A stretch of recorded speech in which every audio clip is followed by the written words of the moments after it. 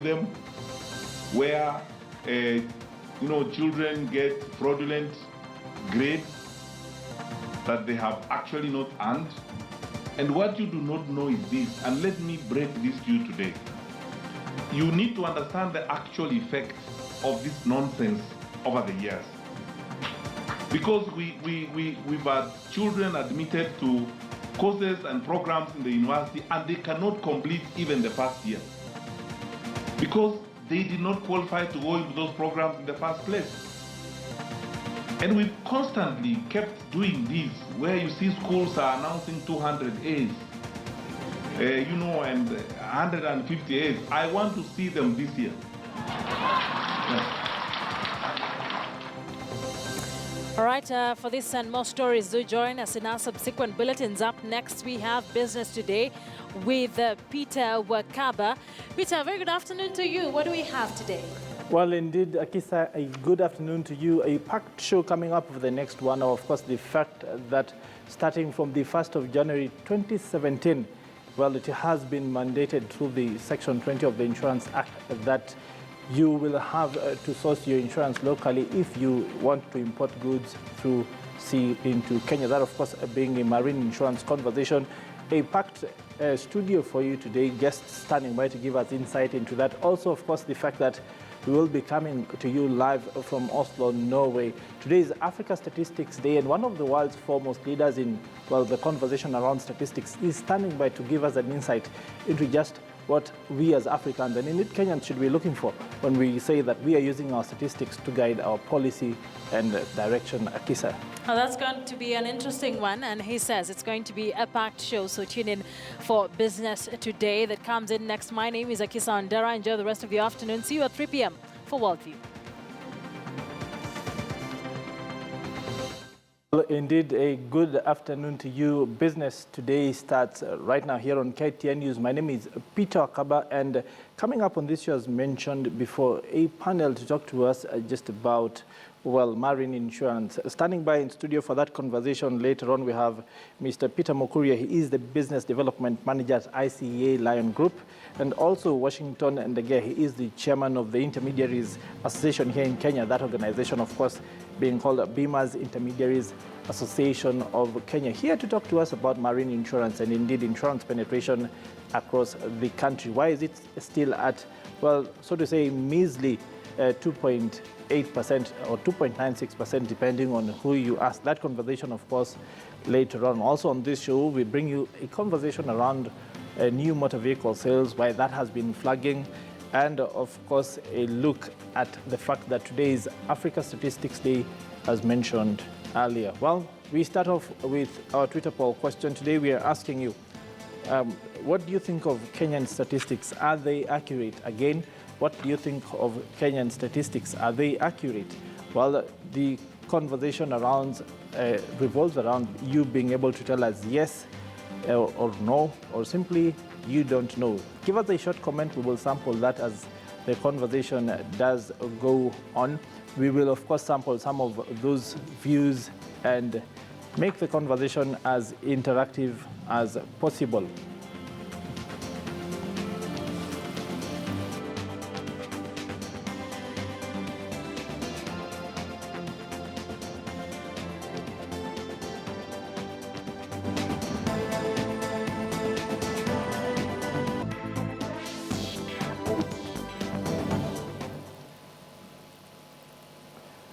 Well, indeed, again, do welcome. My name is Peter Wakaba. To start us off, new motor vehicle sales fell almost 40% in the year to October 2016, compared with a year earlier, continuing to underline a tough spell for sellers of new motor vehicles amidst an uncertain financing environment and widespread economic slowdown. Now, the total industry sales stood at 11,535 units as compared to the 16,701 units sold in the year to October 2016, with the only growth area mostly continuing to be around the one-ton pickup truck, which has remained a tool favored by the backbone areas of the economy and by entrepreneurs. Well, we stay with matters motor vehicles, and Uber, of course, which is a taxi service which combines both logistical solutions and the online perspective, has partnered with Branch, which is a mobile financing company, to bring a new solution to their driver partners to be able to make financing of vehicles and services easier. Let's take a look. Uber drivers who qualify for our loans, that's specifically Uber drivers who've done 500 trips and have a rating of 4.6 or higher, get access to a very, very special product on the Branch platform. Specifically, the loan terms are 30,000 shillings over the course of 6 months at a monthly interest rate of 1.2%. This is a fantastic deal. It's uncollateralized, and it allows Uber drivers who are trying to become owners, who want to work for themselves, provides them with access to capital so that they can grow their business and work for themselves.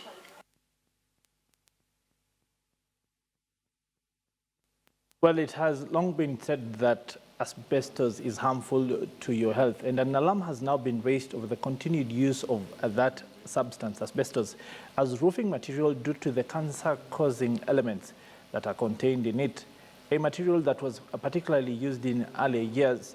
Residents of Nyeri's Blue Valley Estate have now called upon the government to assist them in replacing the material with something else that is more suitable for their roofing purposes. But not by Akina Murugi. It was she wrote her own petition. Kwe no doki.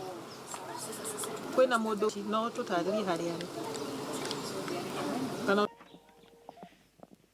Saratani. Well, moving on, BITSA, an independent manufacturer, has opened a Kenyan and regional office in Nairobi. The German company is a manufacturer of advanced commercial and industrial refrigerator and air conditioning technologies. The company's entry into the Kenyan market comes at a time when there has been a rise in counterfeit compressors and refrigerants in Kenya and Africa as a whole. With the establishment of BITSA Kenya, we are now going one step forward, providing a contact representative in Nairobi to address any issue you may have. Working with you, we would like to be successful in Kenya in the future too, as well as promote the latest technology in refrigeration and air conditioning industry in your country. Thank you very much.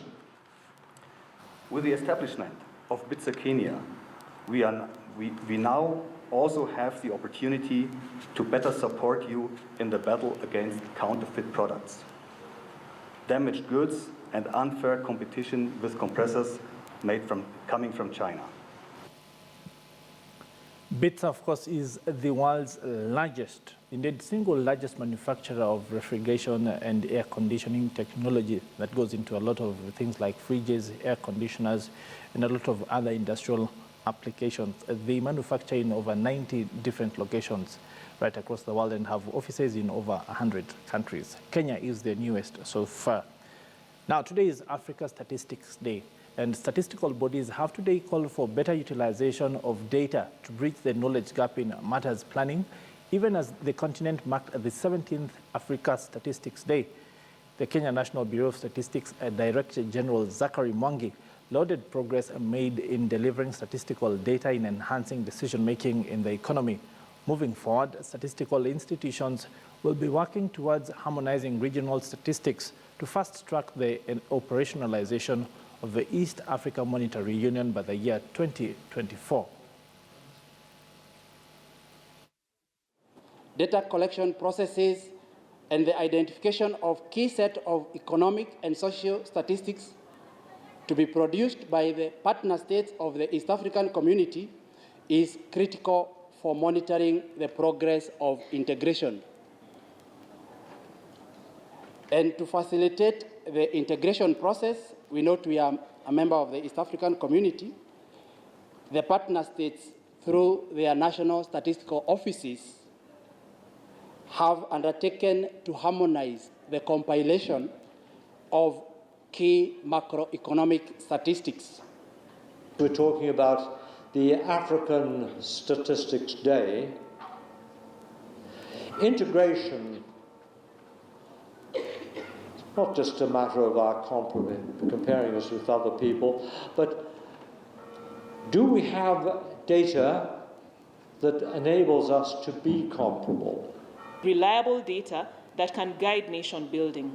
We aim also to provide facts to the government in our advocacy, how certain policies affect us, and which ones propel us forward as a nation, and which ones are pushing us backwards. And the Kenya National Bureau of Statistics gives us this information to support our agenda. In the past few years, manufacturing growth in Kenya, as we all know, has stagnated at 10% of our GDP, between 10 and 11%, though the denominator has grown. So we have grown, it's just that other sectors have grown much faster. And without statistical data, we cannot examine the root causes, nor suggest any solutions to this problem to the government. The Bureau of Statistics is therefore a key source of economic indicators that allow us to get the growth trends such as GDP growth used to the measure of, and also measure overall economic growth, as well as look at issues of inflation, consumer price, producer index, manufacturing value add, and others. They also allow us to track the pace of industrial capacity, the impact, the deepening competitiveness, and how structural change is occurring in our economy, and really to become an industrialized nation, which is what we seek to do as Kenya under Vision 2030. There will be no structural transformation without the growth of the manufacturing sector. And this data is helping us to make the right decisions.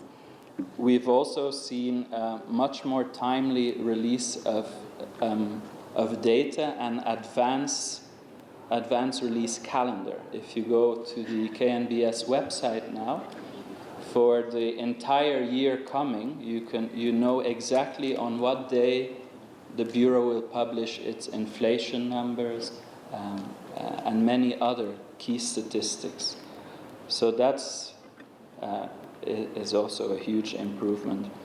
There's also much more data available online, including the entire history of economic surveys. If you go to the Bureau's website now, you can download freely PDF copies of any and all economic survey reports pre and since independence.